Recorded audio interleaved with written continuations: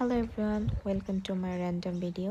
So আজকে আমি যে ভিডিওটা করছি সেটা হচ্ছে আমি যে সাবার্বে থাকি, অস্ট্রেলিয়ার সিডনি শহরের মেন টাউন হল অথবা সেন্ট্রাল থেকে 45 মিনিটস ট্রেন জার্নি।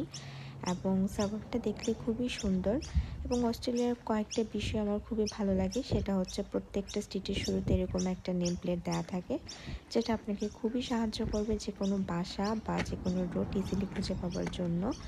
আরেকটা জিনিস আমি খুব বেশি লক্ষ্য করি অস্ট্রেলিয়াতে, শুধুমাত্র সিটি ছাড়া আপনি প্রায় প্রত্যেকটা সাবার্বে এরকম একতলা বাড়িঘর দেখতে পাবেন, যেটা আমাদের বাংলাদেশে সচরাচর দেখা যায় না। এবং এখানের মানুষজন তাদের গাড়ি মোস্ট অফ দ্য টাইম তাদের বাসার সামনেই পার্ক করে ওপেন স্পেসে।